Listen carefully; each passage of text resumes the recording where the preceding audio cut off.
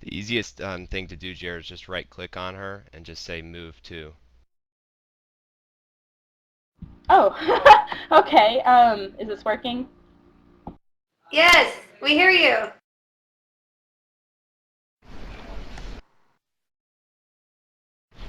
Go ahead and talk. You should be able to hear. They should be able to hear you in the other channel. Oh, okay. Um, hi. Uh, I've been here for 27 hours, and I'm so excited. My question is actually, I was wondering if Dragon Age Redemption is only going to go for one season, or if it's going to continue for more similar to the Guild. I can't believe you've been here for 27 hours. I feel like you should win an award of some kind. That's crazy. Uh, um, Thanks for asking about that. I'm really excited about how the episodes turned out. I'm not sure if there are any future plans. The whole idea of the project was to do the web series and then do the DLC with Talus. So as far as the web series part goes, I just can't tell you if there's anything in the future. I do see a lot of people requesting Talus to return in the future as a playable character again. So I don't know. I mean, I definitely would love to be involved in anything BioWare if they ask me. But right now, the web series is what it will be. I hope you guys are enjoying it. We're halfway through already. It's kind of crazy. Okay, great. I'm going to go ahead and pull Andrew Full down and go ahead and get them into the channel for a question. I hope that was worth 27 hours. I feel like maybe the bar was so high. Bye.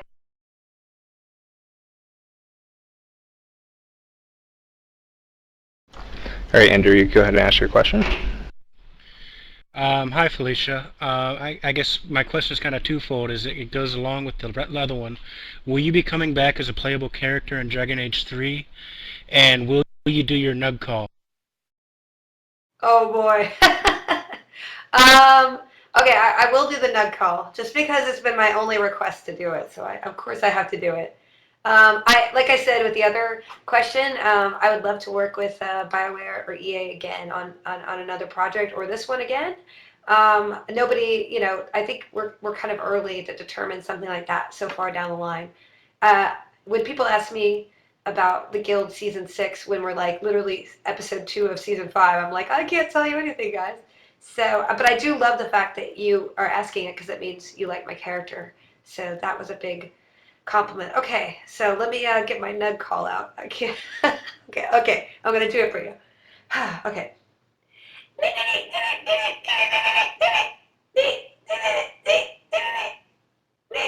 Did you hear that? I don't know if it was good. My voice is a little. Are you guys judging me now? Oh boy. That was my nug call. All right, I'm going to move Ben down. Ben was here quite some time too. He's entertaining quite a few of us throughout the day, on and off. So he's Did he do a nug call? thank you. He did a few things actually, so maybe he'll do something for you.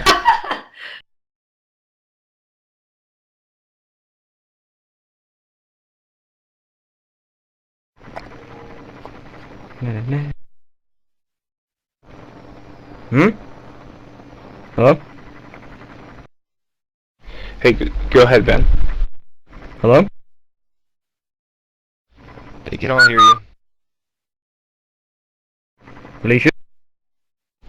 Yeah, Ben, they could hear you just fine in the other channel if you want to go ahead. Which other channel? If you speak into this one, they'll hear you. They'll hear you in the other channel. We can hear you. Ooh, I can't hear them. Just go. I'll move you up We can hear you. Go ahead. as soon as you're done asking your question. Um, was it easy to move a big film set throughout the mountains, stuff like that? Was it easy or was it hard? I would say that nothing is easy, except not doing things, I guess. It was not easy, especially, that was a good question though, because it's, some of these sets were much more challenging to be able to dress because the locations were a little far out. In order to get wilderness in the LA area, you have to drive like maybe an hour outside town most of the time to get any trees of any significance. So getting those wagons, we had to rent big trucks to be able to move them.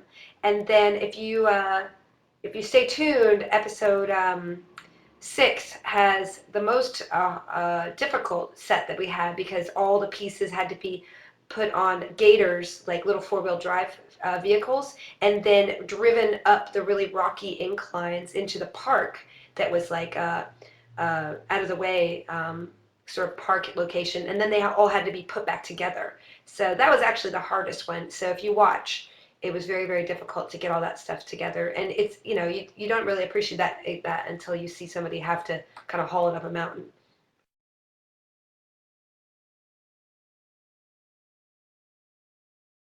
Alright, I'm gonna pull ARG down. And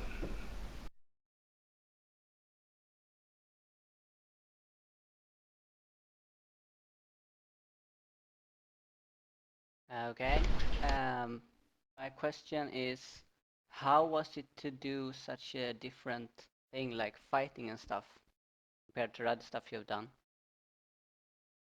I've been doing some stunts and other things that I've done. I had to do stunts on Buffy a lot. They put me on a wire and swung me around for that stuff. And let's see, I had to do some stunts on other, projects like Dollhouse and everything. I think Joss puts me in. I have to wear a harness of some kind. So I was used to doing a little bit of stunts, but certainly this was like the most I had to do. And on such a quick time frame, we shot faster than a TV show would shoot, and we had more material to do. So that was the only challenging thing. Um, uh, it was very easy with these weapons that mostly are steel to be able to fight with them safely. And if you look at my lip, the left side of my lip closely, you can see that it's a little swollen, and that's because the week before we started shooting, Adam, who plays Karn, hit me in the face during a rehearsal with the butt of his practice sword, and it swelled up to like immense proportion. And we were all worried about it. So if it looks like I got my lips done, I didn't. I just got one side done the old-fashioned way.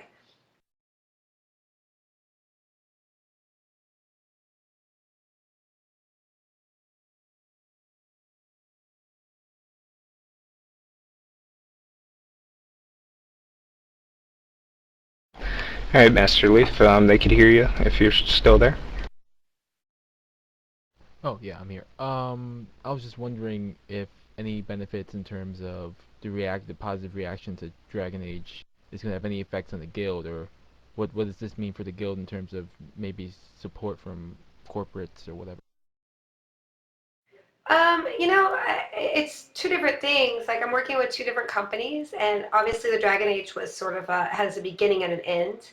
If they do more with the web series or my character, then that's to be determined. But as far as the guild goes, like we just finished our 5th season, and every season we have to get picked up by Xbox or Sprint. And I don't think that the success of Dragon Age or the fact that I worked with another company would influence their decision. I think it would be more on a part of what their priorities as a company would be. So the cool thing is they've been, picking us up for 4 years, and this season we had, just a lot more even fan involvement and Brian, interacting with the community on a really regular basis and all the cameos. And I think we had like the most successful season to date. And I think, the kind of number of people watching it is reflective of that.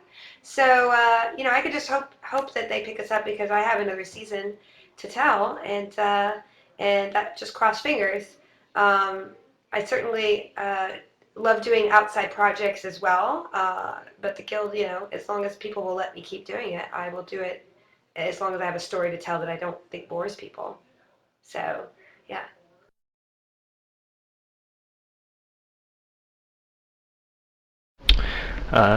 Winnicott, if you're there.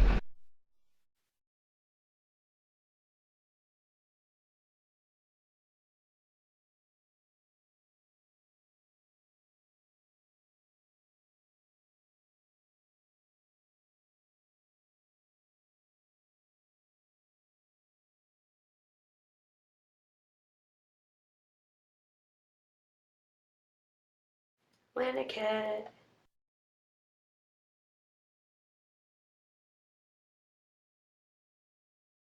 Go ahead and ask your question, Winnicott.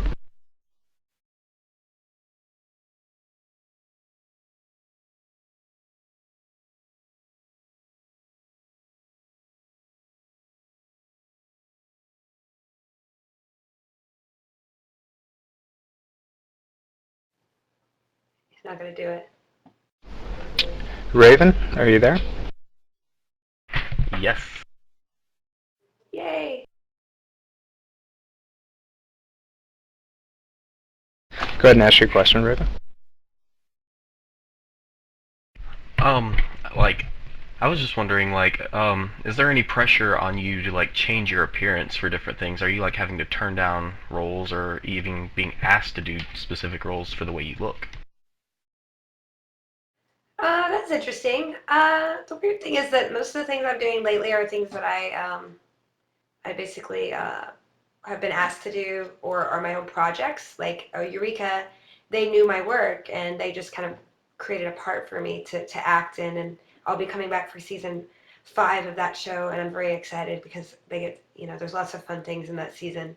Uh, and as far as other things, no, I mean, I feel like earlier on in my career, I definitely had people suggest things like, and I actually had an agent who told me I needed a nose job, and I've had people tell me I need braces, and I should grow my hair out, or I should cut my hair off, and it's very much an interesting world being an actor because your appearance is kind of like your first entry card to qualification, and people think by changing themselves they can maybe please people more. And I mean, I know that that works for some people, being able to change their appearance a little bit, but I never really wanted to do that, which is funny because my dad could have given me all that for free because he's a plastic surgeon.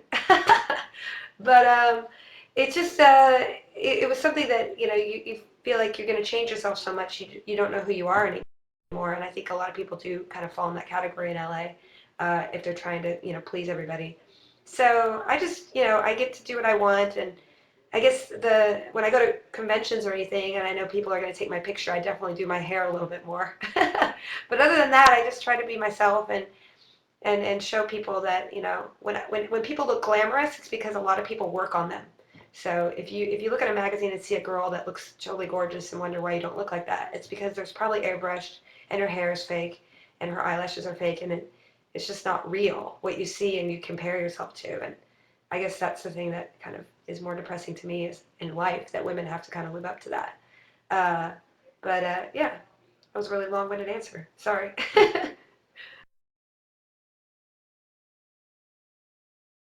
Alright, Winnicott, we'll give this a try again. I think you fixed his mic.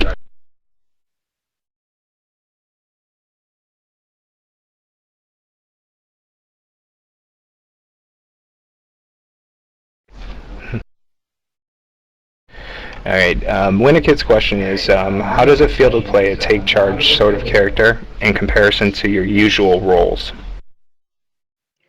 I think if you ask any actor, it's really fun to be able to do something that you don't normally do. Certainly, I'm not any of the characters that I play. Codex is not me, and Holly on Eureka is not me, and none of the other characters are me per se, but they're always an aspect of yourself. And I think having to learn all this business stuff in the last couple of years for the guild definitely taught me how to be a little bit more assertive. So whenever I felt like with that dagger, well, first of all, you put a dagger in your hand and you feel assertive no matter what, okay? And it was a very sharp dagger. And then if you feel, whenever I felt like, oh, I'm not very confident with this move here, or I'm not very confident with this line here, I just thought about, like yelling at my agent, or like trying to read a contract, or sending some of the stuff that I really hate doing with all the business aspects. And like that sort of like assertiveness sort of came out in me, because when you're dealing in business, you just have to be a little bit more assertive, I think, just as a person. So I would just channel that part of myself into it a little bit. And then at the same time, like creating Talus from scratch and knowing her backstory and knowing what they were going to do with her in the DLC definitely helped, ground me in a different aspect of myself. I definitely, like to be able to show people that I can do something different. But then again, there's always resistance to that, and that people like seeing what I do, usually. So I like to do a little variety of everything, um, not to get bored.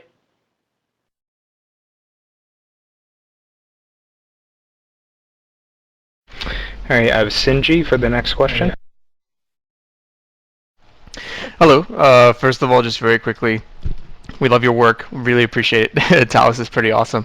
Thank you. Now, for Dragon Age Redemption, it seems to be pretty popular. I mean, your fan base, the Dragon Age fan base, both seem to really like it. I was wondering if BioWare would approach you and say, hey, look, that went great. There's another IP that we'd like you to do something with. Are there any particular, any other one of their intellectual properties or games that you're kind of a fan of that you'd be like, oh, I'll do that, I'll do that? I mean, yeah, of course I would love to work with BioWare on anything. I mean, I was a Baldur's Gate fan, so when I met David Gator, I was just flipping out because this was the guy who created like all these characters I loved, like Boo the Hamster. So, and obviously they do Mass Effect, which is one of my favorite games as well, and Star Wars of the Old Republic I've played several times just in meetings with them, and they're like, hey, do you want to play? And I'm like, of course I want to play. And that's going to be a great game as well. So, I definitely had a great time working with them. It's just, it depends. Especially doing web series is very challenging, and creating like worlds that are not our own is actually particularly challenging. So it would just have to be the kind of right timing and right project. But I definitely loved working with them, and it was just as a fan, I was privileged to work with people I really admire their work.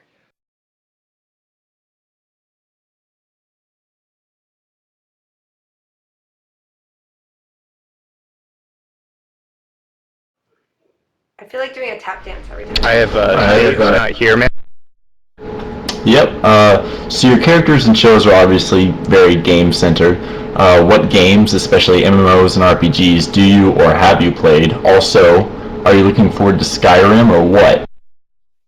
High five. Yes, I have a very comprehensive Google Calendar that I use for all the things that I'm working on. And literally the whole day on the 11th is red. Like I colored the calendar red on that whole day, Skyrim. So yeah, I played the demo actually at PAX, and it was so good.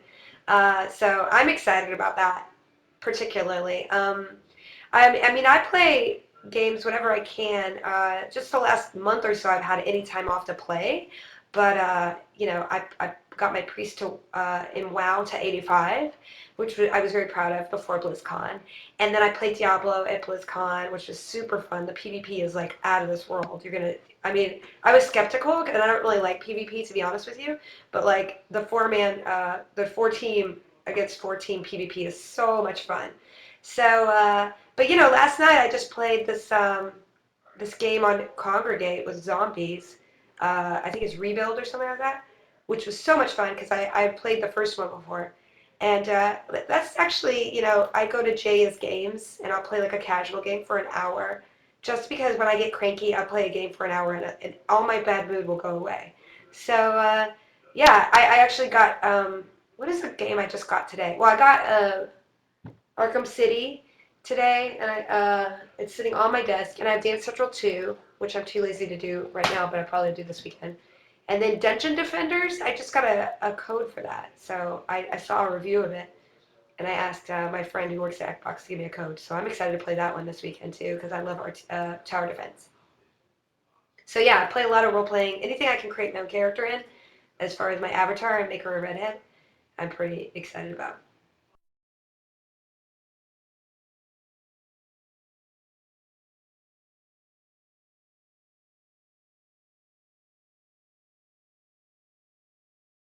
Okay, it's Colvin. Greetings from Australia. So I guess the only question I really have for you, well, I've got a couple, but a couple of years ago you were planning to go to Supernova in Sydney, and people were really upset that you had to pull out at the last moment, which is a bit of sad, but I'm sure people understand. But are there any plans in the future to come back to Australia, or at very least visit Australia? And I suppose the only other question is that Namain wants to know if you will play Pictionary with her. Namain, you're only 10k gold on your server. I don't know how we play Pictionary over in WoW. How would that work? I'm unsure about that. Did someone explain Pictionary to you when you got on, Felicia? No, what? So they were everyone in chat in the event while they were waiting. They were going into separate channels and playing Pictionary within Vent.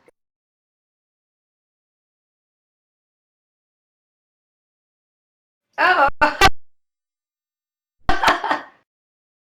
that's awesome. This is like fun.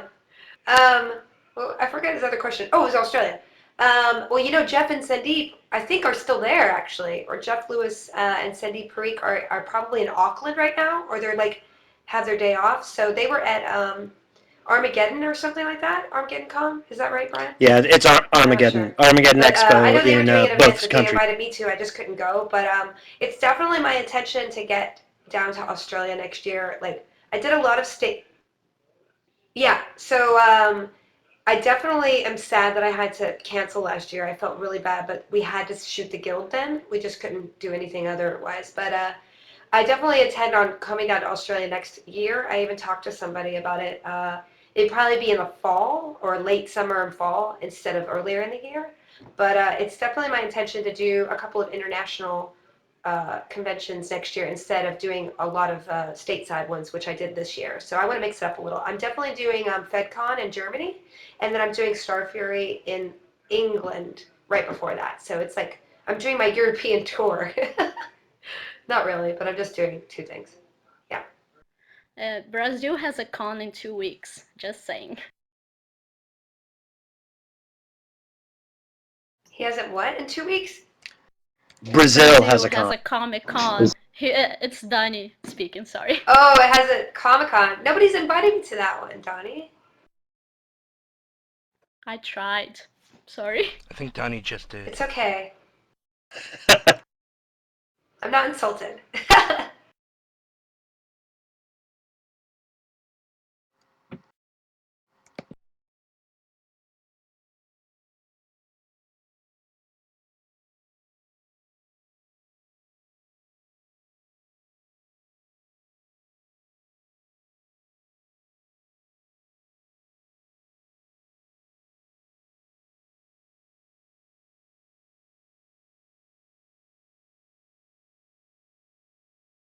All right, I'm going to go ahead and take one of the questions that are typed out here, just in case some of these people don't have a microphone.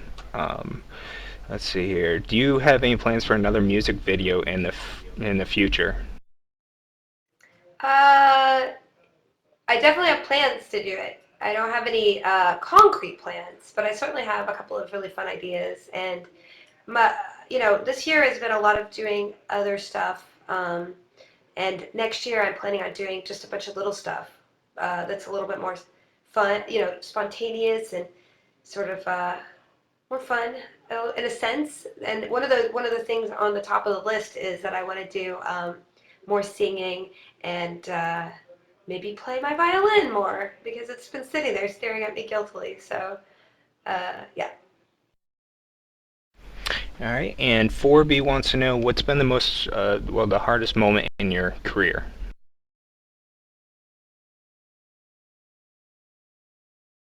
Wow, I don't know. I mean, that's a big question. I feel like the hardest thing in my career was realizing that just because, in the acting world, just because you work really hard doesn't mean you're going to get rewarded.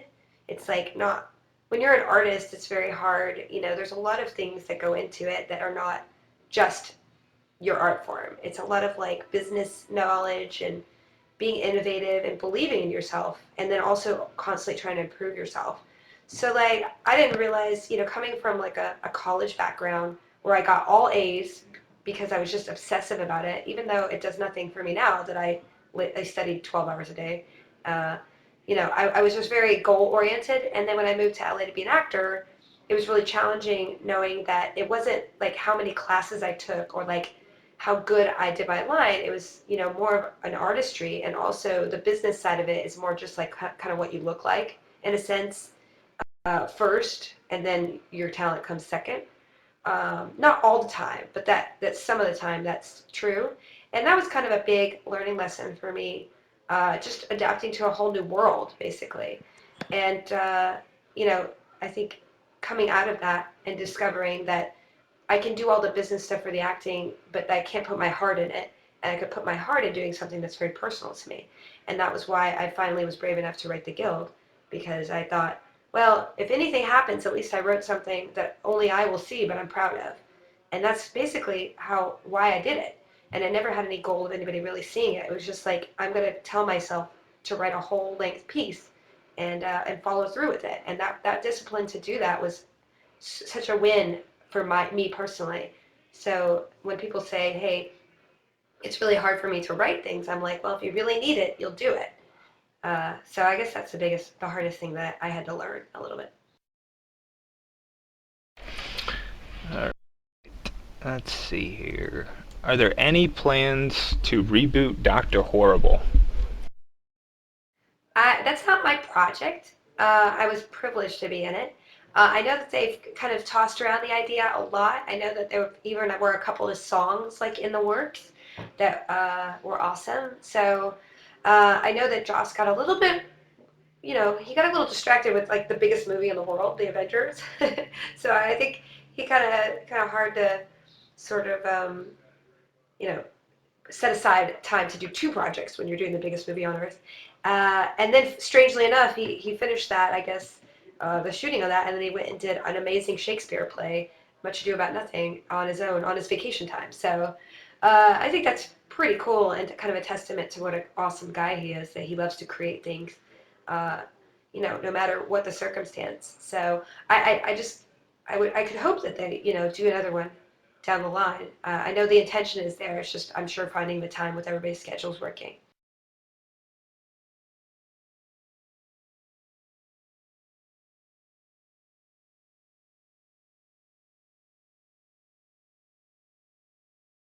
I'm a big fan. I'm Michael from England, where it's 3:30 in the morning. My question is, there's no precedent to my knowledge of a video game creating a web series. How did the idea get started? The idea for the guild, I just basically, the rule that people say when you sit down to write something is write something personal to you, because that's the easiest way to start, and you're not starting from scratch so much as a beginning writer. And I had just, my brother got me into WoW in around 2005 or late 2004 really. And like 2 years of my life, I played really intensely. Now they call it vanilla WoW, which is like we have our own term to feel like we're old. But we rated like hardcore. We were like one of the, we were a pretty high ranked guild on the server before they had guild ranks, of course. And we did all the hardest dungeons when you would literally wipe like 40 times during a raid, 5-hour raid, and you would never even get a boss down. So people would have to be trained to do everything in 40-man raids. So I got a little obsessive with that, and I played it way too much, and I had to quit because I couldn't really moderate, my compulsion to play. And that's not really a problem with the game. It was a problem where I was at. But when I stopped, I felt kind of empty. Like I had all these hours to fill, and I was still paying the bills with acting really well. So that's when people around me encouraged me to write something. And so since I've been online all my life, talking to people and typing to people and just basically finding friends on the internet, that's where I was always most comfortable meeting people, in a sense. That's why I wrote about some of the wacky people I played with in the past. It's not based on one person, any of those characters, but just kind of an amalgam of people I'd kind of encountered, and then written for a couple of the actors too. So that's why I started doing it.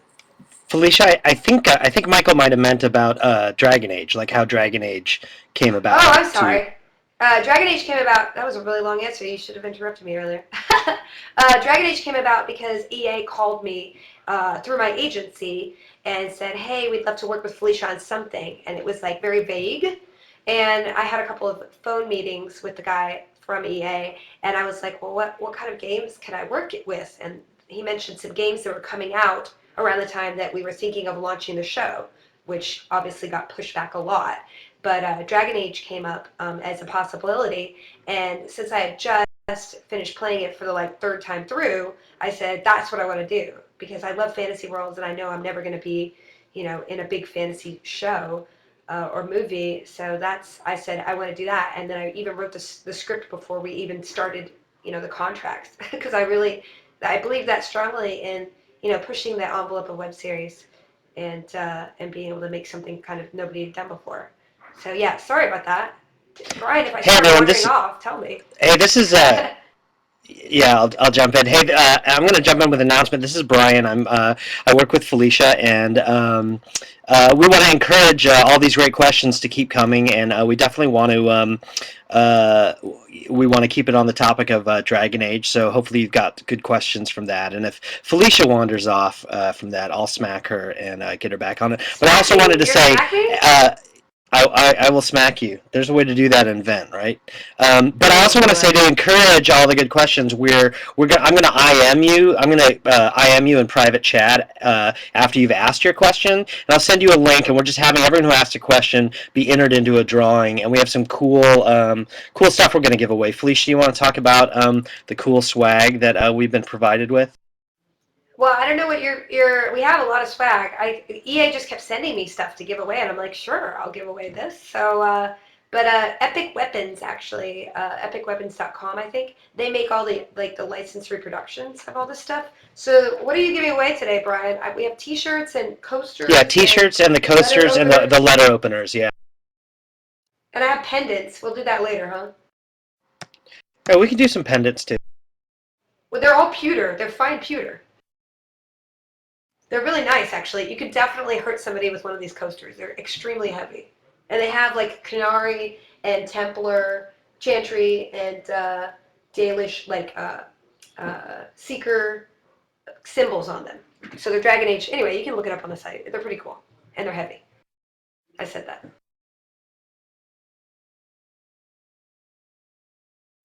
All right, so we have a next question. Yep, I have V ready. I'm going to go ahead and move V down now.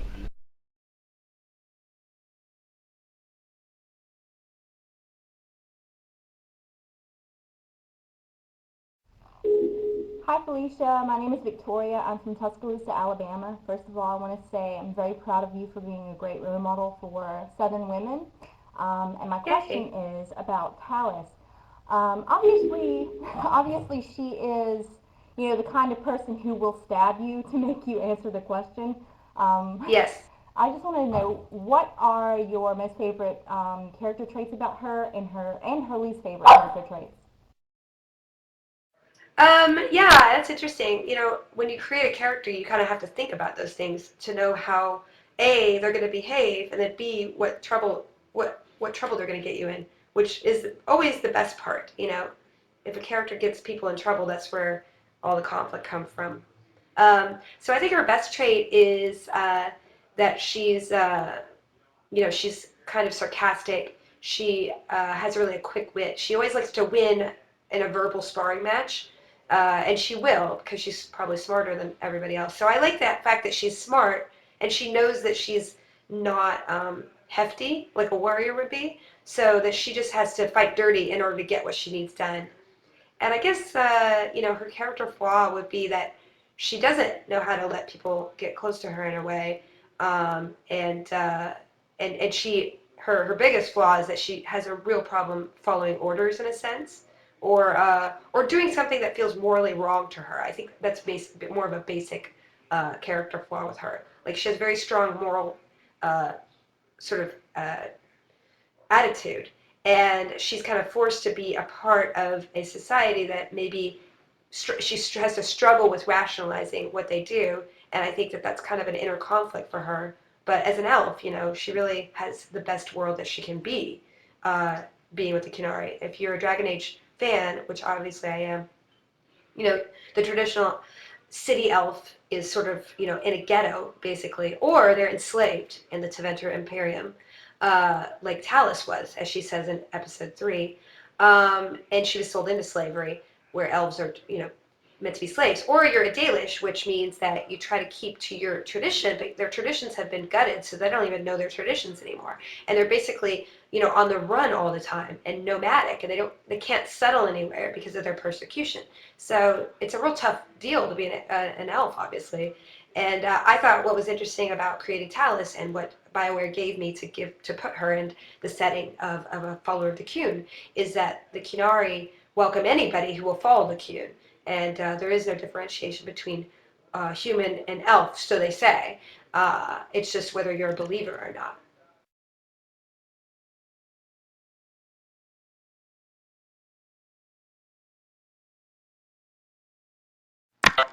Hey guys from snowy Colorado here. Is this working now? Yep. Yeah. Cool. My question is, what kind of role do you have in the visual design for, like Dragon Age or the Guild or whatever, or do you mostly just kind of stick with the writing aspect and do your visualization through that? That's a good question. One of the reasons and struggles that I had when I was creating the comic book, the Guild comic book, was that I'm not really a visual thinker. I'd never directed anything. I feel like I have, kind of a good eye and design sense. If you see season 1 of the Guild, all the stuff in the background of places is stuff that I kind of just like got for free and tried to make look pretty in the background. So, I think I have like okay design taste, but as far as directing and stuff, that's not really my area. So when I did the comic book, it forces you to kind of direct when you panel, and it was a big learning curve. As a producer, I certainly have very strong opinions about what things should look like, and the cool thing is that working with Greg Aronowitz, the production designer who works on the Guild now and Dragon Age, he did all the special effects makeup and all the set design and weapons and stuff. Working with him to make sure that A, the game was satisfied with Dragon Age, and B, it was along the lines of what we thought it should be. That was something that was pretty important to me, to make sure that there was a veracity there. We couldn't duplicate everything 100% because of obviously budget and just reality. Like Kinari are never going to look exactly like the game because that would be impossible without CGI. But we did everything we could to duplicate that, and I think that was the fun part, to bring the game to life in a way. Hey, I have a question from Noob. His mic is kaput. He or she's mic is kaput right now. Says Talus was really fun to play, and I love to read and listen to her dialogue because it was so witty. How much input did you have in her creation? As far as in the DLC or overall? Overall. Overall, Talus was, I wrote the script first. So what I did was I went to BioWare agreed to, do the project, which I thought was really cool after talking to the EA guy. And then I said I wanted to be an elf and I should be an assassin or a rogue character because we couldn't afford to do a magician with all the CGI, and I obviously am not a warrior, just the way I look. So by elimination, they created her backstory. But as far as her attitude goes, that was definitely something I intended when I started, that she would be kind of a smartass in a way. It's a very heavy story that we're going through, but that's what I love about BioWare games. There is that sense of humor, and obviously being in the Joss Whedon verse, seeing it done the best in both of those instances. I could only hope to kind of channel a little bit of that spirit into Talus, to make sure that she fit in the Dragon Age world. So she does have a very sarcastic sensibility, but I think that, as an audience member, I wanted to make sure that that was there. And I read a lot of urban fantasy books, if you look at my Goodreads, you'll see like 800 of them. Just skip past all the romance books. So that sort of strong urban fantasy character was definitely an inspiration. The literature of that was definitely inspired me to create Talus in that way. And then they wrote the DLC after the web series was done. They wrote the DLC, and they even took a lot of those aspects and bumped them up even more with a different kind of take on Talus, but definitely faithful to everything that we talked about and created from scratch. All right, great. I have a question from Reborn Flames. Their mic is not working right now. Wants to know if you enjoy writing or playing Talus more. I'm sorry, let me rephrase that. I butchered his question. What do you enjoy most about writing and playing Talus? I enjoyed the writing of it. I've always wanted to write a fantasy novel, and I just, a novel is pretty hard. It takes like 6 months to write with no other distractions. So I think I got to put that off for a little bit. But I certainly enjoyed, adding that sort of modern sensibility into a fantasy world, which I think BioWare does so well anyway. And finding her voice and creating the other characters around her, especially like Adam Rayner is such a good actor, and he took what I did on the page of Karn and just made him even more that noble paladin sort of character. And then, Joss Mael, who we just met this episode, and he's a very innocent sort of maiden in distress, I like to call him, but a really great actor. And I guess that was the most fun part of the writing of it, and then the playing of it. Just was joy. It was very challenging, but like I was so proud because I finally, I was able to immerse myself in the character to the point where you don't normally get, because I was not only producing everything, but I was working, to physically out like 3 months in advance to really learn how to move the daggers in an organic way, and then being able to write the script and really embody her. And then after that, doing 12 hours of voice recording. It's like the most in-depth I've ever done a character, and it was just a really rewarding experience.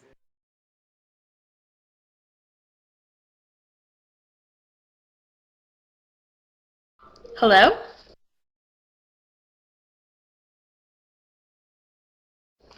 Hi, my name's Hi. Corinne. I actually just had a question about whether what you like to play in Dragon Age and what your alliance is, like whether you would play friendly or sort of devious or... I definitely always wimp out and I take the peaceful, um,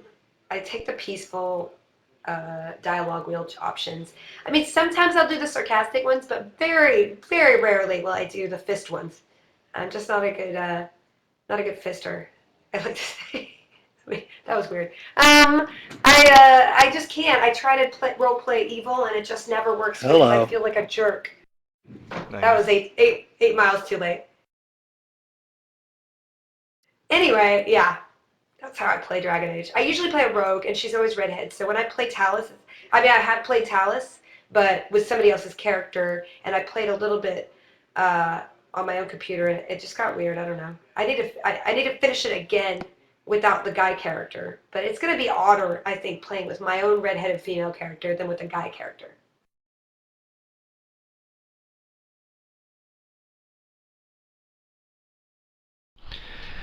Hi, my name is Sean Finnegan from San Francisco, California. I was just wondering if you could elaborate a little bit on how you decided to go along with producing web content as opposed to Hollywood, because as a young cinematographer, I myself have tried to climb the ladder, and I'm interested, since I've been a gamer my whole life as well, to start producing content for the web in that sort of capacity.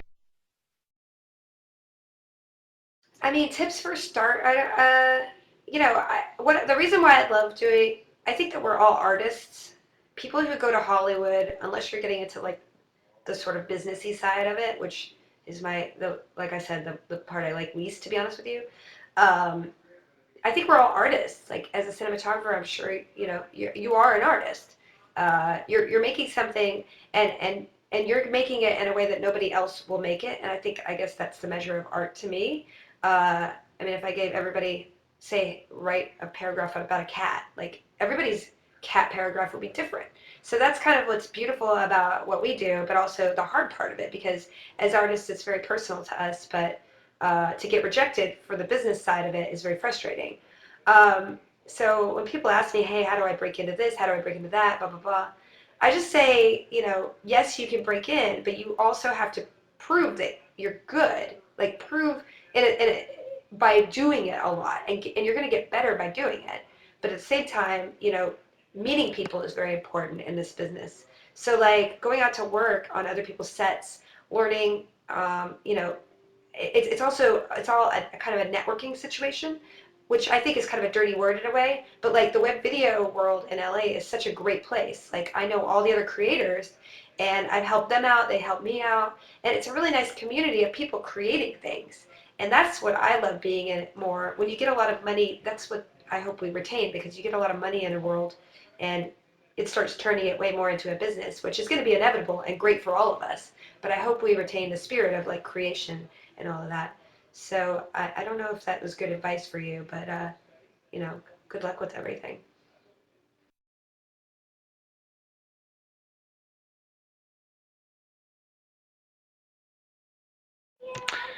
Hi, Felicia. My name's Josh here in Colorado. Hi, Josh. Am I on? Yep, I hear you. Cool. I just wanted to ask, you said in one of your videos when you were releasing the series that you lost all the muscle that you developed when you're doing that and all that. So how tough was it for you to train to be towelless physically in that sense? I have to tell you guys, if you see a really hot chick on TV, you gotta admire that chick for being that hot. In a sense. Just because honestly, let's be honest, it's a full-time job. Your job is to look like you're an athlete, like especially the stunt people, not to just say, be superficial about it, but like the athletic shape that stunt guys are in, and all the stunt people, anybody you see fall on the ground or, go through a window or even do just a cartwheel, like they're in top condition. So I had no appreciation for the athleticism of stunt actors until I literally did like step classes and spin classes and weight working out. I've never done anything like that in my life, and I did it for 2 months, and I thought I was in amazing shape. And then I start working out with the stunt guys, and it's nothing. I'm winded immediately compared to them. So, that was really challenging, and it showed me, I think it's really hard to be an athlete, and it's hard to be a woman who is like known, I can imagine those girls who have those great bodies on TV, they work all day on it. So it made me appreciate that more, and I don't think I'll ever be in that good shape again because I don't have time to do it. 3 to 4 hours a day on doing that. I don't know if it's my priority. I like to eat too much.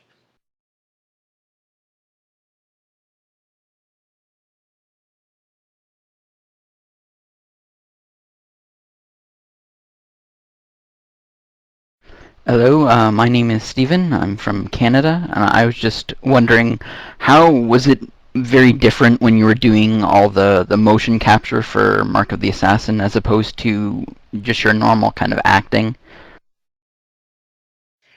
Yeah, that's interesting because I had no idea what I was getting into. And they flew me up to Vancouver.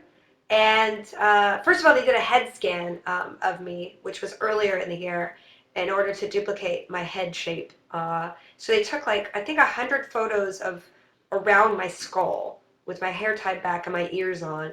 And they flew me to Vancouver to do the mocap, and that was such a weird experience because you go into it's kind of like an arena in a way. Um, so you're in a huge arena with hundreds of cameras pointing at you, right? And I was acting with another actor actually to make it, I guess that made it more realistic and stuff, who was playing Hawk's mocap. And the same guy, I guess, does a lot of mocap. He's an expert mocap person. And I say that, tongue in cheek, but he's actually really skilled at what he does in order to be able to look natural, but be kind of big enough in his gestures that it will translate into graphical nature. Like it's it's kind of like the difference between regular acting on camera and vocal acting. You want to be bigger and more demonstrative because that's your only instrument, but at the same time you want to be real and you don't want to come off as too big. So it's definitely a fine line to walk. But doing the mocap was weird just because we're in the middle of the room and we're like acting out like I got your nose and like doing some fight stuff and doing like pretend dialogue and just gesturing, and it was really fun, but it was kind of like doing an improv. It was very odd. And then I knew that, even though the cameras are very far away from me, they could just pop in and get this action as a close-up as well as like a wide, which is also a different way from thinking as an actor. You always kind of act to the size of whatever lens they're on you or what size they're on you. Like a close-up is different from a wide, which is not the case with mocap. So it was definitely an educational journey that was interesting to take. Hey there, this is Brian again. We have another special guest joining us, Peace, who is the composer for Dragon Age Redemption. Hi, Pete. Hi, everyone. Hi, Felicia. How are you? I'm good. How are you? Thanks for joining. I'm good. Thank you. Yeah, I just saw your Twitter and I thought I'd check in Ventrilo. I've never actually done this. This is very exciting. It's very exciting. There's Pictionary afterwards, I hear. There's what? Pictionary. I don't know how that works, but yeah, Pictionary. But I'm glad you're here. You are. I like to say that Peace put the jewelry on. He added jewelry onto the dress that is Dragon Age Redemption because his score is just just awesome. It's especially epic in sort of the web series world. I can't imagine there's another score out there that kind of sells the fantasy world more. Yeah, so if anyone's in chat who has questions for Peace as a composer, or if you're a musician, we can take questions for Peace as well. I also just wanted to mention, I just played the DLC today, and Peace's score is part of the DLC content as well. I just wanted to say. This is Jeff. Yeah, Thanks. Yeah, how was that, Jeff? Because I actually have no idea how it plays. It plays really well. I think they play it in the climactic scene at the end, the kind of the score that you have during the web series. But I assume it's mixed in with some of the standard score that I guess they had.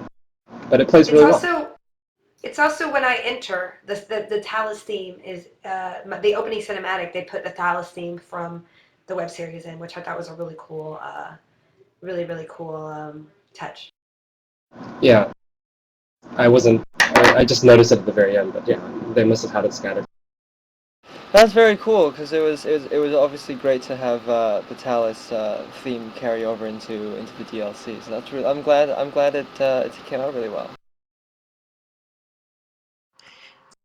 Okay, we have another question. Yeah, I was going to try catching one in chat. Nevin asked one for Peace, so let me pull Nevin down.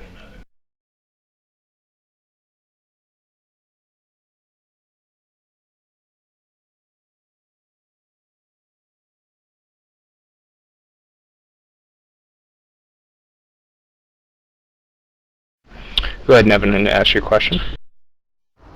Hey, Peace, I was just wondering how you approach scoring something like Dragon Age 2. I mean, the scope of it is so epic. Where do you begin? Hi. Yes, it was it was a lot of fun doing it.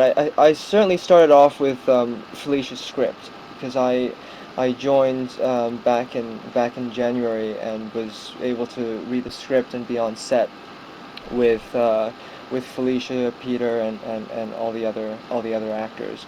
So I really started from there and went back and played both of the games because I wanted to make sure that what we were creating is part of the language of the lore and the game that was already established. But at the same time, we were creating our own tangent, our own story. So I wanted to be able to mix both of those and do that. But for me, it's always about the story, and I think Felicia's script has a very strong story and strong character arc, especially with Talus.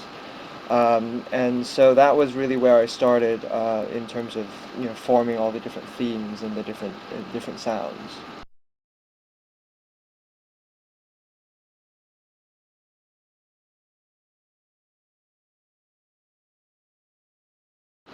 Did that answer your question? Hey Felicia, this is Chris Pope from Atlanta. Hope you're doing good. It was nice talking to you while you were here for the Dragon Con. My question is, what's it like having a much bigger, I guess, budget to work with versus what you, of course, had to start out with the guild and basically doing everything completely free and nobody really having much money to go off of. What's it like dealing with somebody financing or I guess picking up the bill a lot more for you in this particular web series? Well, it's actually, we've actually been really lucky to be supported by Xbox and Sprint on the Guild for 4 seasons. So, although we do have to ask the community for help, especially this last season was kind of epic. We had awesome people donate signage and space at Long Beach Comic Con, which we're going to this weekend, and et cetera, et cetera. But overall, we are able to pay at least people something up front. The funny thing about Dragon Age is, yes, it was a bigger budget, but it was a much bigger production. It wasn't a situation where we're paying people, like they're on a TV show. It's certainly, we're calling it just as many favors or more on Dragon Age because the scope was so large compared to, web series in general, and it was a much more ambitious script, probably, than we had the right to try to pull off. But the cool thing was that given, what I've done in the past, it definitely carried over to a lot of people being excited, reading the script and being excited about it. And I think a lot of people, on Marset were from more Hollywood background, especially, and they were excited to be able to get, do this thing that was just more creatively off the cuff and outside the box. Because, like I said, we're all just kind of artists trying to do our thing in Hollywood. So yeah, I wouldn't say that on any of the productions I've ever done, as far as producer go, I have never been able to sort of being able to throw people probably what they deserve in a sense. But at the end of the day, we're making stuff out of the box, and we're certainly opening the door to other people making things out of the box. And I feel like that's more important in what I do than to sort of jump into TV immediately and kind of go that route. It's just a different way of approaching content. But yeah, it was a bigger budget but a bigger production, so it was kind of the same.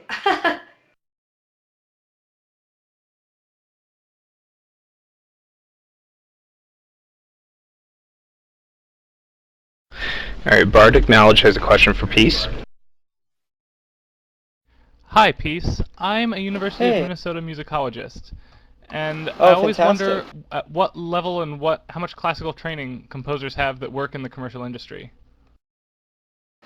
Well, I do come from a classical music background. I was a concert pianist for many years, and then I was part of an opera company, and then studied conducting for a little bit as well.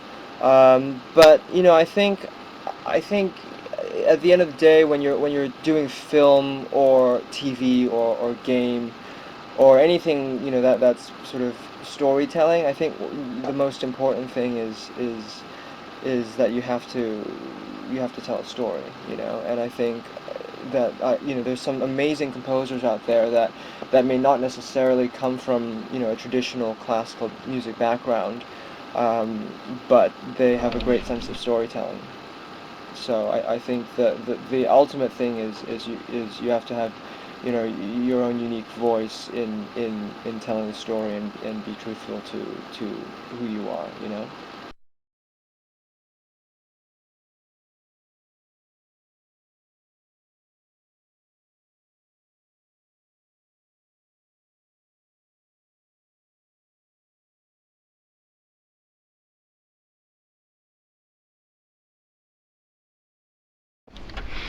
All right, Melody Pond has a question. How hard was it to film the sword fight scenes in Dragon Age? Was it mostly choreographed? It was all choreographed because those weapons are no joke. We didn't have enough copies to be able to make the more safe weapons all over. So some of the weapons were just quite sharp. I was asking them to dull them down a little. So there was actually an element of danger when we were fighting with swords. But the good thing was that we did have some stunt doubles on set. We did have very experienced stunt people like Alex and Fernie Chen, who actually played Wei Wei in the Guild. He came and helped train me and consult. And Tom Williams, our stunt choreographer, who is very experienced. He's been on every single big set, like Spider-Man, etc. I'm sure he's done like any movie that you've ever heard of. He's been a stunt guy on, and he came in and made sure we had a lot of time to rehearse, and every single thing we probably have practice rehearsal footage of every single 30-second fight like 400 times. So it's no joke when you're like swinging a big steel thing at somebody's head, and you have to be brave and like sell it, but at the same time, you can't injure other actors. We had a couple of injuries. If you look at Karn, he has a cut above his eye that was not there when we first started shooting. The first day of shooting in the season 1, the episode 1 three-way fight, he actually put his shield up to guard against a really hard Braum axe hit, and he accidentally got his sword behind the shield, and it nicked the top of his eye. So he was bleeding a lot, like really close to his eyeball, and he had to go to the hospital. And so we lost our lead actor for a day, and then 2 days almost. He had to go to a special doctor to get it sewn up because obviously, we don't want anything to happen to him as an actor. And we almost, it was very tense, especially since we have such a very tight schedule. So that's some of the reasons why we reshot a little bit of it when he was available. We didn't have time to do extensive research. So we used a lot of the stunt double in that fight, as well as CGIing the cut on his face when he grabs the axe. That was from before he got injured. So there's your little Easter egg. Okay, I have another question from V. Turnus. Felicia, what was the hardest part about writing an original story within an already deeply established world? The hardest part was just being paranoid that every Dragon Age fan was going to... I mean, it wasn't the negative. It was just me wanting to make sure to anybody who knows the game that I definitely researched this game. And not only from, like, I'd already played it through a couple times, so it wasn't like I was just new to the property, but it's such an epic property, and it's really my favorite fantasy world going out there right now. So I wanted to just make sure that I embodied as much as I could in a web series format of the game. Now, we're working on much different scales, like we didn't, we're not in Britain, we can't have those kind of castles in the background unless we CGI them, which we can only do a couple times. And, all those little details, when you're working on a web series, you just have to kind of tailor the story to that. And I figured at the end of the day, if the characters are good, that's in line with the BioWare universe, because they're so good at character creation. You want to spend hours with these people and be friends with them, and that was the most important thing to me with that. And then also, making sure the lore was right, which I think generally we did right. We did our, we got most of it right, I would say. I'm sure somebody on the internet will point something out, but whatever.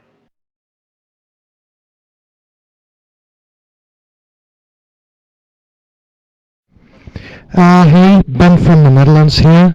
I was wondering, because every production is of course very unique, I was wondering if there was anything unique about the ambience on the Dragon Age set. I guess the unique part of it is that we had a lot of people from the web video world, and we all had a lot of people from the traditional TV world, because Peter Winther, our director, is very well connected and very experienced with TV and movies. He was like a co-producer of Independence Day, so he's used to working on huge budget scale, and we had a DP, John Bartley, who worked on Lost. So, they're definitely used to working with top tier equipment, not having to ask favors of people, overtime, things like that. So being able to meld people from those two worlds, from the world where, you can purchase items, and then the world from the web video site where literally it's every favor will make it happen. That was just a cool combination, and I think the most fun part of it is that everybody, when we were on set, sort of abandoned that idea of backgrounds and just were focused on working together to make the best thing they could on the time and the budget. And that's the collaborative creative process that I love about filmmaking. It's kind of like an orchestra. You're all doing your different role, but you're all working toward the greater good and making something together, so that everybody's contribution, whether you're an actor or a craft service person or a producer or a cameraman, you're all contributing, in a significant way to how it gets done. And that's the kind of sets that are the best to work on. And that was what, Dragon Age was for me.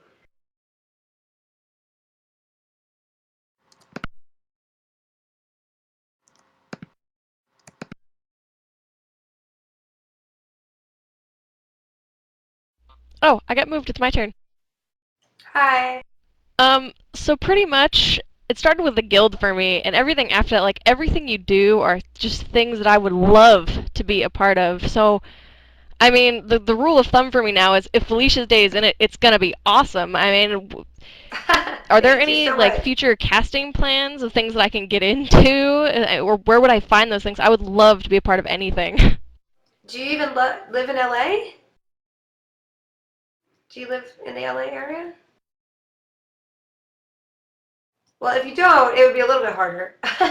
As far as casting goes, we use a casting director, Helen Geyer, who's my friend. She actually cast me in my very first student film at USC. It was her first job, too, and we just kind of hit it off as friends. And I go to her. She works on Dexter, actually, as a full-time cast director. But when I have a project, I call her, and she always accommodates what I need and has discovered some of our most, almost all our actors. Except for season 4 of the Guild, she had a baby, so she couldn't cast Ollie. So, but other than that, she's, been with the show day one, and she also did Dragon Age too. So, to me, I would probably send a headshot or whatever to her, so she could put you in a pile of people who specifically, want to submit for my projects. Other than that, as far as extras or just hanging out on set or, just being a part of the Guild, like we're always opportunities, not only of signings and sort of that kind of stuff, but like, this year we had over 200, how many extras do we have, Brian? Like 250? 263. Yeah, so 263 people came up and came and were in the Guild, and a lot of them were costumes, and they worked long hours, but they had a great time and made friends, and, we totally, talked hung out together, and, I took, it was just a really fun, community spirit, and that's what I love to encourage. Like, I'm only one person, but if the community around the show is, making friends and really enjoying each other, like, I think that's the biggest accomplishment. What is unique about web video is that you can do that. You don't form a community as much around a big TV show because it's not one click away, right? So those would be the suggestions of how to reach out and be involved in the show, and basically following Twitter, because Brian mans that Twitter, and that's where he finds extras, and then the other, contacting Helen for bigger parts. That would be my suggestion. And one of the extras became a cast member this season. That's true. Leslie, who plays Tara and Lara, she was actually an extra who got upgraded because the other twins didn't show up. That's going to be on the DVD. It's the best DVD extra you'll ever see, guys.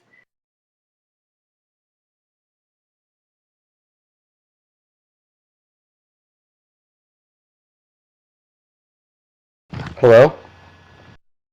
Hey. Hello? Alright, so I'm Alec, from San Francisco, and I had a question, logically about Mark of the Assassin, and, I was wondering which one came first, and if there was some sort of big... I'm sorry you cut out. Can you repeat it?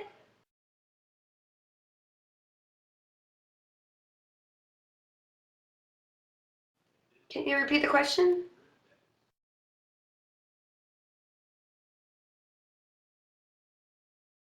Oh. Yeah, I'll keep him on chat just in case he comes back. Okay. Let's see here. Whoopsie, I'm gonna go ahead and move you down.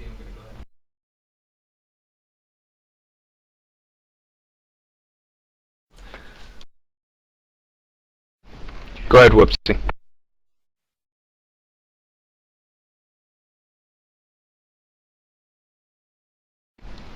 Whoopsie. So, have you ever wanted to become a dragon? That was weird.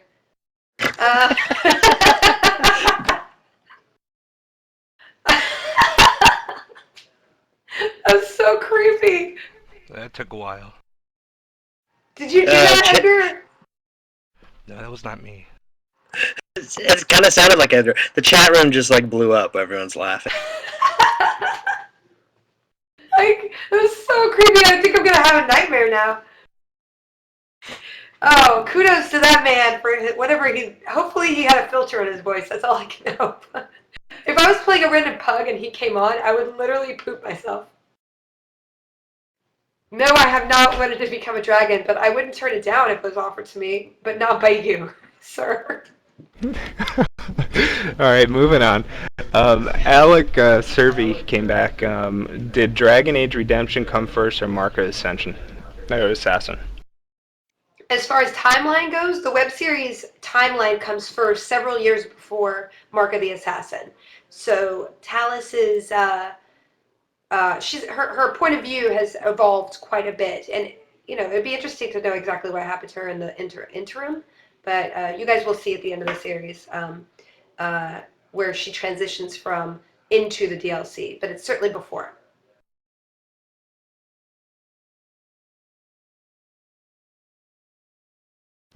I have a photography question. What you may or may not know, what cameras do you use on any of your sets? Is there anything specific?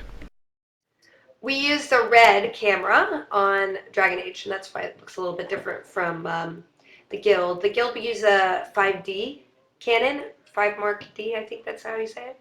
It looks like a little still camera. I love the 5D, looks really cool. The problem is that we couldn't use it for Dragon Age because when you whip pan, it tends to sort of break up when you move the camera very carefully, and it has a very shallow range of focus. So if you're like 1 or 2 inches off your mark, you're out of focus, which we couldn't use on Dragon Age because of all the action, basically. So we used the red, which was complicated in the post-production part, but looked very good, on set. So those are the cameras we use.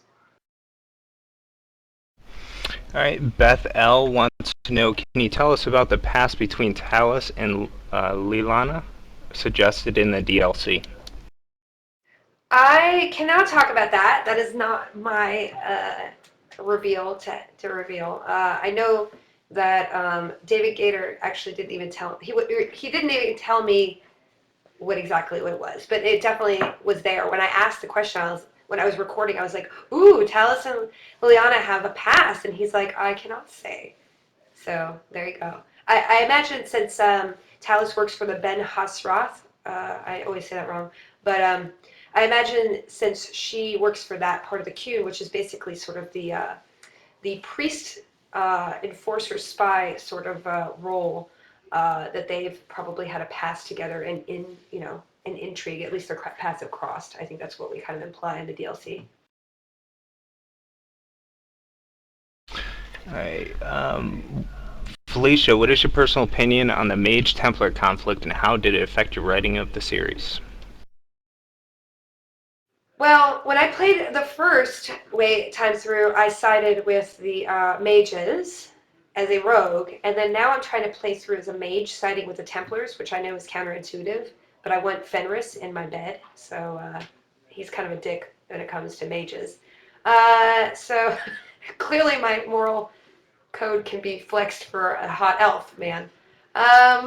So yeah, I find it very hard to choose to side with the Templars because like even Talus says in the web series, which I intentionally said, and people got really mad at me about the mage being an animal. And I don't say that because of me as a person believing that. I say that because Talus would believe that, because mages are treated like animals in the Qun, under the Qunari. They're chained, they're bound, they're mute. They're put masks over their head, they're collared. So, that was why she said that. And it's an interesting societal thing, the way that the game deals with magic in the Chantry. And I can only imagine from the end of Dragon Age 2 that whatever they do in the future is going to, take that to another level.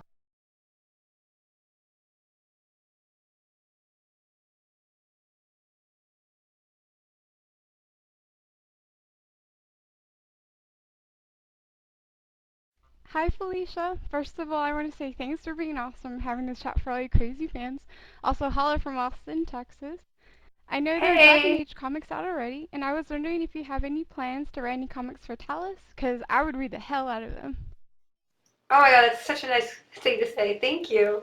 I just was at New York City Comic Con last week, and it was revealed that David Gator himself is writing the new Dragon Age comics with Dark Horse, and it's going to be following Isabella and I can't remember who else, but like 3 characters from Dragon Age 2 and 1 who are awesome. So I'm really excited about personally reading those comics. I can't say my participation as far as comic writing, with Dragon Age, there are no plans for that right now.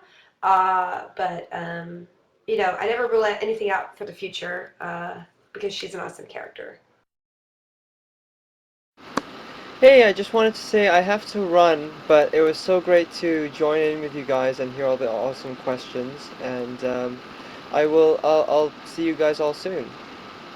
And Peace has a website. Is it your name? Peace de Status? Yes, it's just nistatus.com, and we're actually working on a really exciting side project right now where I just did an interview with a film music reviewer, Kaya Savas, who is going to be joining me in hosting a new video blog that we're filming with myself, Jennifer Cook, who sang the vocals at the Dalish Camp Discovery. She's going to be joining us, and Jason Miller, who is our music editor on Dragon Age and played guitars and sang in the choir. And also co-wrote Game On, Guild yes. music video, which is strange and random, which is awesome. Yeah. Cool. So we're gonna do a little video blog. So what would be cool also is if you guys have any questions or comments or stuff, you could email or tweet me or Felicia, and we will do a Q&A segment in the blog as well. Okay, bye, Peace. Bye. Thanks so much, guys. Thank you, Peace.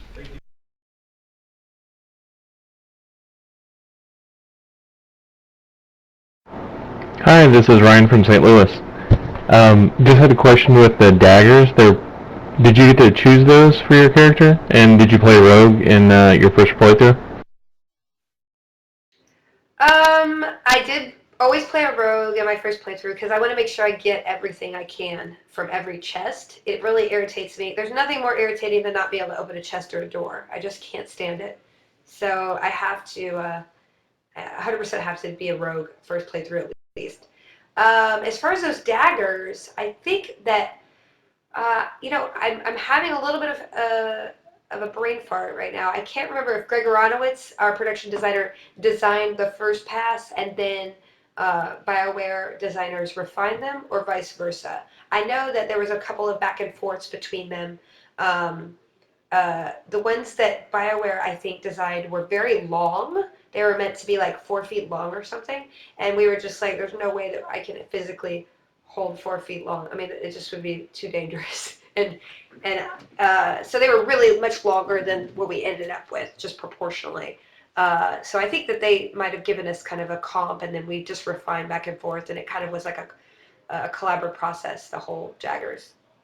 I just love the shape of them, although they always caught on my pants with those little pointy things on them. Always.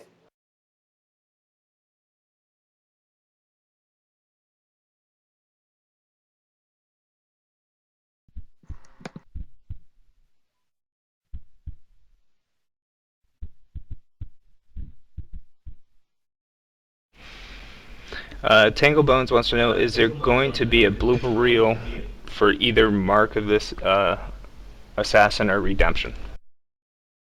There is a blooper reel that will be, I think, released with the 6th episode on Machinima. So that is something to look forward to because there's some really funny stuff in there.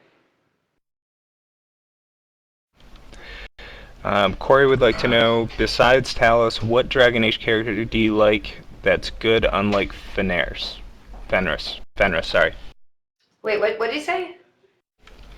Besides Talos, what Dragon Age character do you like that's good, unlike Fenris? I mean, what's wrong with Fenris? Everybody hates Fenris. I really do like Meryl. When I first played that, the Dragon Age 2, I got it a couple weeks in advance, and I immediately ran to my computer and emailed Mike Laidlaw, the creative head of the lead producer on the game. I think that's his title, but And I was like, is that the girl from Torchwood? Because I love Torchwood, and I love Gwen from Torchwood. And, like, hearing her speak was just amazing to me because it was so adorable. So Meryl, to me, is the most fun to hang out with. I just love her character and the way that they designed her, and just everything about her is just adorable. I'm not really big on Isabella because, I don't know, her boobs are too big. Not that I don't like people with big boobs, it's just, I don't know, that was just completely arbitrary.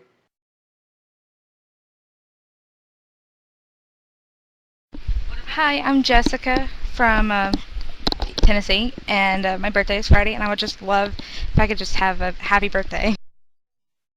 Oh my gosh, happy birthday. Why are you here? Go have a happy birthday. Go have cake. Happy birthday. I hope it's a good one. Let's see here. Victoria. I wanted to ask Felicia if she met any of the voice actors when recording for the DLC. I did not. The only other voice actor I've met is Anders, the dude who plays Anders on Twitter. I just met him just back and forth, back and forth on Twitter. That's the only, I can't even remember his name at this point. I'm blanking. Let me see. Anyway, he's on Twitter, and he's cool, and he lives in London, which surprised me. I don't know why he lives in London. Anyway, yep.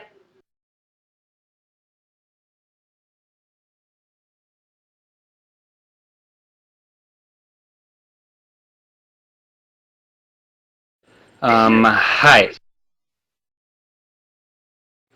Can you hear me? Yep. Okay, so hi, my name is Victor from Puerto Rico, and short two-part question. When you write for, be it Dragon Age or the Guild or anything you're writing for, where do you get your inspiration? I want to know because it's sort of like you're sort of like a role model for me. Also, are there ever plans for you to ever come to Puerto Rico? I wish I had plans to come to Puerto Rico. Sounds like a great place to vacation, to be honest with you. But I don't have any right now. I guess inspiration is just thinking about kind of, what do I have to say that other people aren't saying right now? I mean, when I sat down to write about gamers, it was because people weren't talking about gamers in a way that wasn't just a complete cliche. And then with Dragon Age, that was a situation where uh, I didn't see a lot of fantasy series on the web, and I said that, well, that's something that I love. I love fantasy series, and I love fantasy worlds, and I would love to try to, bring one to life in a real way. So I think it's all about knowing yourself.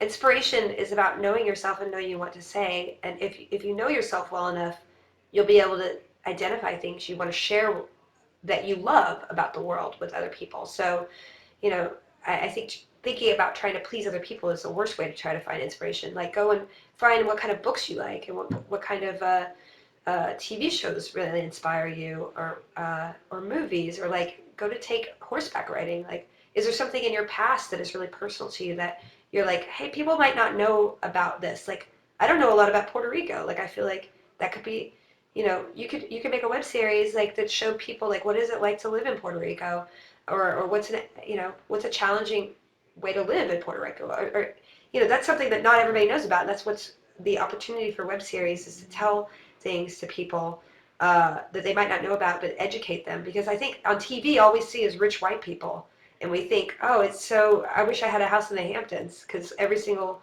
TV show has a house in the Hamptons, and they all, it just seems not representative about what real people sort of live. And I know it's escapism in a way, but it's kind of one-dimensional escapism that I think people are bored with. So share things about yourself that are unique, and people will be interested, I think. Felicia, Yusuf in chat wants to know if you had any friends or actors in mind when you were writing Dragon Age Redemption. I actually only had Doug Jones in mind when I did Cerebus, because I had met him at a party at Sci-Fi during Comic-Con, and I knew that we'd need a really great actor on somebody who was used to prosthetic makeup to be able to play that role. So he was kind of in the back of my mind for that. I don't think that there were any other people that, I didn't think, I had some archetype people, like Clive Owen. I was like, oh, I want the lead actor character Karn to be kind of Clive Owen-ish, so like not perfect around the edges. And Adam is like blue, but when you have a preconceived notion, you have an actor like Adam come in and just basically own the part in such a good way. That's what all the actors did. They came in, they read the part, and like there was no question who was supposed to be the character. And that's the function of having a really great casting director.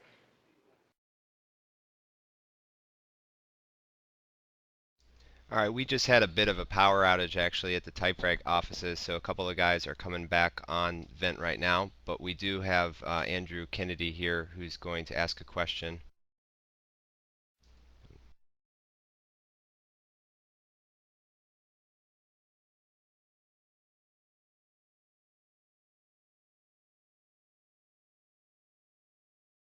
You can go ahead when you're ready, Andrew. Had the pleasure of working on Dragon Age Redemption this summer, actually, on the VFX crew at Flash Filmworks, and my question kind of stems from that. So, from an actor's point of view, what's your take on like the current state of visual effects in TV and film, and I guess on web stuff as well?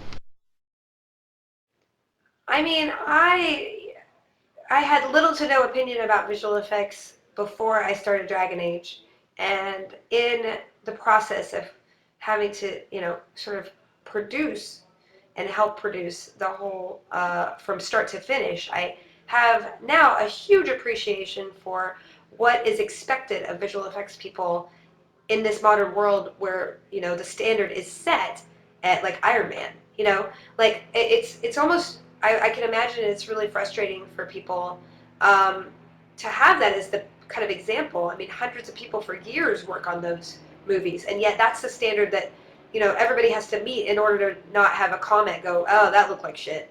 Oops, sorry, I said shit. So I feel like, you never really appreciate anything unless you see somebody do it and try to do it badly, and then you appreciate somebody who does it well and what skill level goes into it. And that certainly was my experience in working with Flash Filmworks. I guess, I think it's great that there's so many, worlds that are being set in imaginary worlds, and we can build sort of things we've never seen before with visual effects. But I feel like a lot of people might rely on visual effects maybe too much in some big movies, but then underappreciate them, the extent to which the manpower it takes to make visual effects happen, especially on web series budgets. Hey, another question from chat. Now that you are part of the Dragon Age universe, does it affect the way you play? No, I don't know. It does affect the way I play in that I will use more varied dialogue tree options, because having recorded the game, I now appreciate that for every one thing you hear when you're playing, I probably recorded 5 things, and that goes tenfold for the person who voices Hawk. So like the kind of storytelling that the writers on Dragon Age have to do, and I'm sure Mass Effect and other kind of in-depth dialogue video games have to do, is they have to write to so many different scenarios that players never even see on a playthrough unless they play through it 2-3 times. And like the depth of storytelling that they have to come up with is so insane. So really you're experiencing a whole different game almost if you play, with the more aggressive answers versus like the dove answers. So that was interesting. So I'm definitely more varied in what I pick now, just to see what will happen.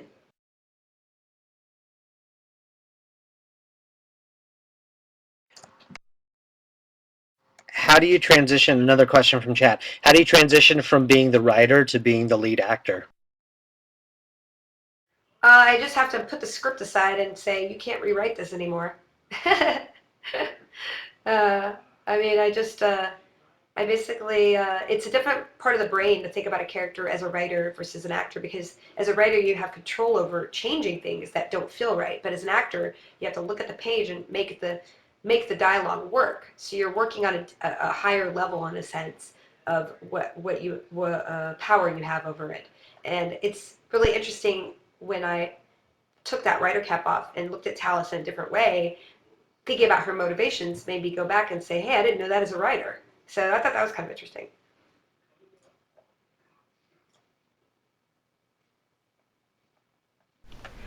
All right, Greg Nito wants to know if you had any anxiety over trying to make a web series of a game like Dragon Age where the player's decisions and style are so integral to the way the story is experienced. I mean, I certainly was nervous. I mean, of course, you know, as a creator, you should never do anything that doesn't make you nervous, I think. Because if you're phoning it in, like why are you doing that? I mean, if you're basically doing something that's to scare you, that means you're not doing anything that's making you grow as a person, and then that means that your brain isn't changing to progress to the person you could be. So I guess that's a weird metaphysical thing I think about a lot, because this last year has been a lot of work, and like now I'm trying to like do different things to make my brain different, so I'll be a different person and bring different things to the stories I tell. So it certainly was intimidating, and I knew that given a web series scale that we couldn't really sort of translate Dragon Age directly into the game, into the web series, like with all the big set pieces and Darkspawn and relying on CGI too much, which really you'd think would have to be. But the cool thing about working with Dragon Age was that the characters and the storytelling are so important that it really was just getting the script to a point where BioWare said, hey, yeah, this definitely fits in our world. And that was, my proudest moment is when I finished the script and they signed off on it, because, having talked to them, they knew that I researched everything in the game and I did everything I could. And the things we had to change from the game were only because of production necessities, not because I didn't know their world.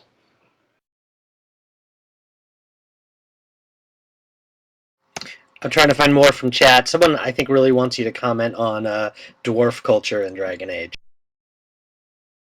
Yeah, dwarf culture in Dragon Age is, I mean, it's very interesting. I did both Origins, although I didn't finish, I think, the Commoner Dwarf in Origins.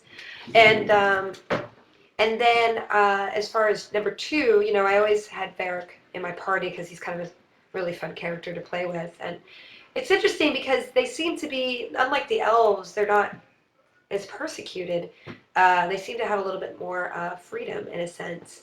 But at the same time, it's because they're isolated, they have freedom. They have the privilege of being underground and not being touched by humanity as much, and their only challenge is kind of survival with all the Darkspawn. So I think it's interesting. I'm sure that there's a lot filled out in the world of David Gator's mind and the writing staff to be able to kind of explore that more. I thought there was an interesting dwarf character, the Silent Sister, in the the expansion to Origins. It wasn't Ascension. It was, well, now I'm blanking. But anyway, she was a really cool character to see that kind of aspect of dwarven culture, being a dwarven rogue. And I mean, that's the cool thing about Dragon Age, is that everybody has an interesting story. I hope you can play with a Kinari in your party again in whatever they do in the future. If they make Dragon Age 3, they should definitely have another Kinari, because Sten was one of my favorites in Origins for sure.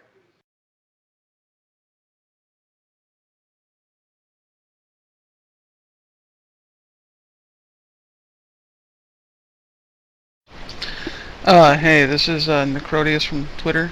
Just had a question about Dragon Age. I wondered, like, so far in the 3 episodes that have been released, like, what's your favorite moment so far, and what's your favorite moment in, like, the whole thing altogether? Definitely episode 5 and 6 are my favorite. If you have to say, hey, I love them all, believe me. But episodes 5 and 6, 6 especially, the very last, there's the last like 30 seconds of the whole thing has the most amazing visuals, and the music that Peace did. Like, when I saw it, I got chills, and that's just something I helped create, and brought everybody together, so that was like an amazing moment for me. So I guess you haven't seen it yet.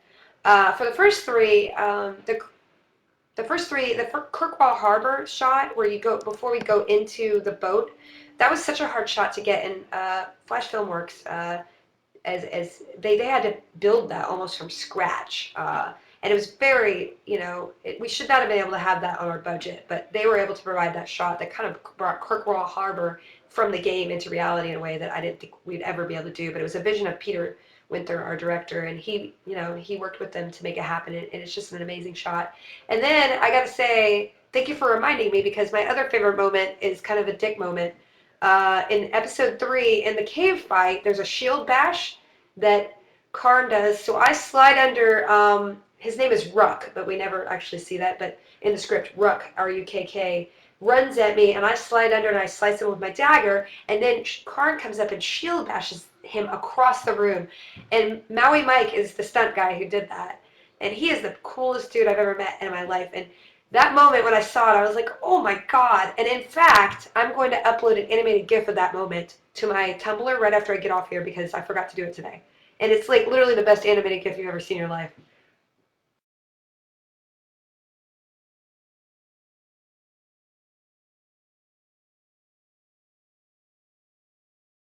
Hi, I'm Stephanie from Atlanta, Georgia.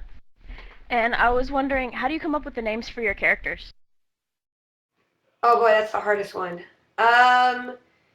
So Talus, for some reason, I was thinking, I wanted a name that felt vaguely exotic, because basically I was coming up with a title, not a name. That is not Talus's name. Like, it's her name now, but, the Kinari have a weird culture in that people are called by their titles. So her title is Talus, which means to find. So she's kind of like a recon person with the Ben Hasroth, who are basically the priests and the overseers of the Kinari culture and protectors of the culture in a sense. So that was a big deal, that Dragon Age let me, actually pick that name out. It's very hard, let me just tell you, to find fantasy characters who don't sound really stupid, like Zorn and Katarina-ish, really terrible. I'm sure everybody's read a fantasy novel where they read the first page and just closed it because the names were so stupid. So, like, finding those names were really hard. Karn and Talus just kind of came from me exploring old English naming systems and sort of extrapolating from that. And then Josmael was just one that I came up with as well through this exploring, I believe, another culture, and then Nairi as well was more Indian culture, African culture. So I looked through basically baby name sites, and I picked them out, ones that didn't feel stupid to my ear, and I hope that they wouldn't feel stupid to other people's ears as well. It's very hard, though.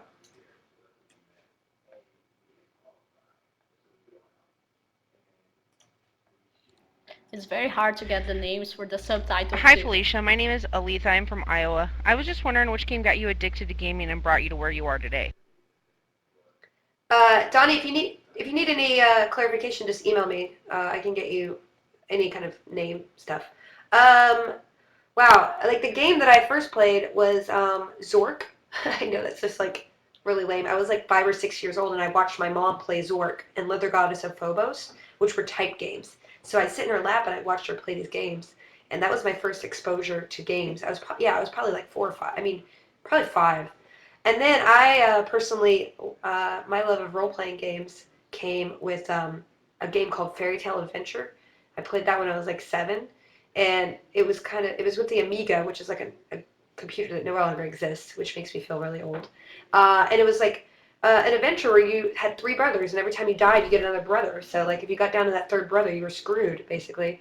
And but basically you went around and you solved quests and you killed monsters. And I just thought this was the coolest game I've ever played in my life. And that just got me hooked. And I played every adventure game ever, and any role-playing game I could get my hands on. And it just seemed like a great way to escape versus watching something passively. Gaming, you're kind of more active and you feel like you're a participant in, the time passing, basically.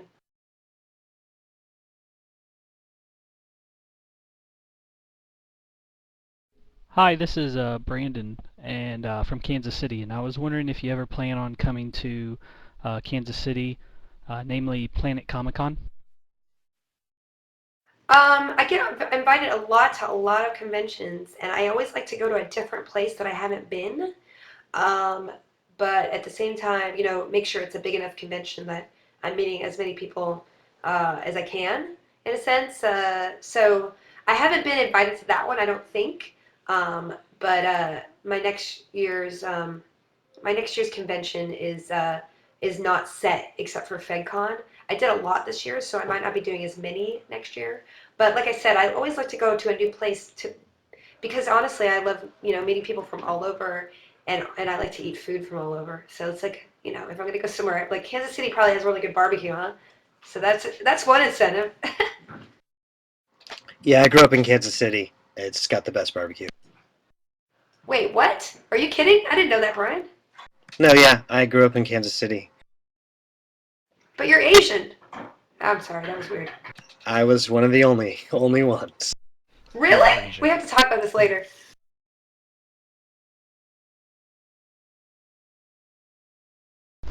Hi, I'm Micah, and I'm from Kansas City too, actually. Yeah. Oklahoma Joe's is the best if you ever get out here.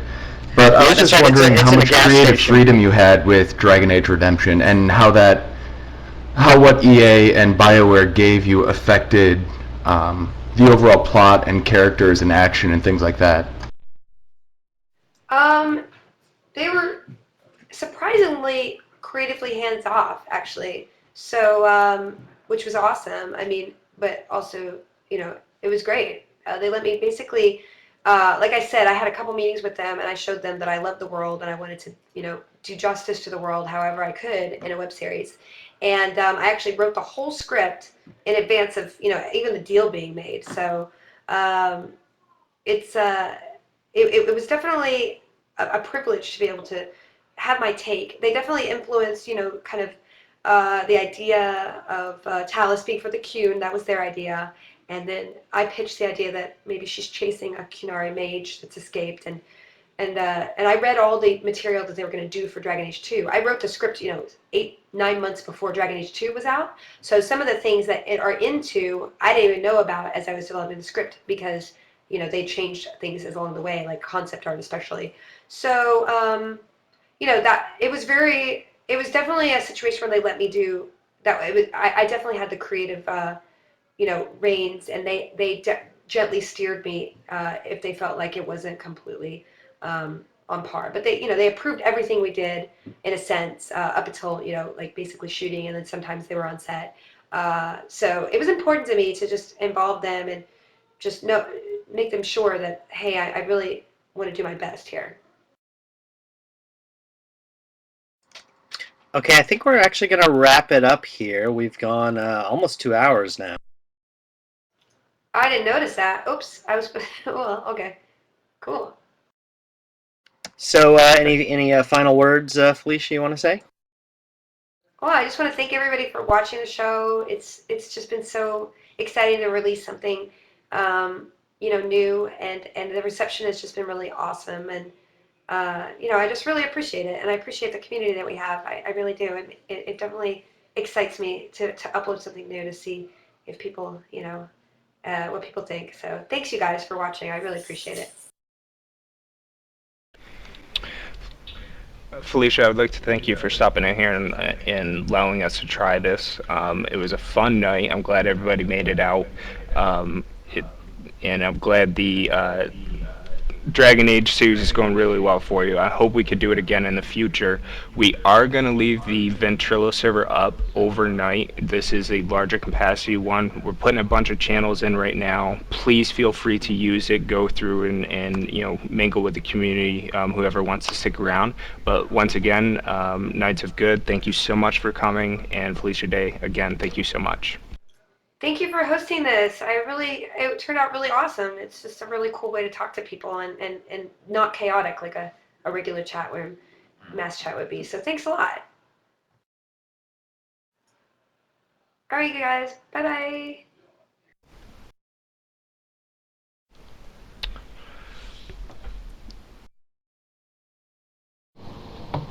And chaos is going to ensue now that the is unmuted here.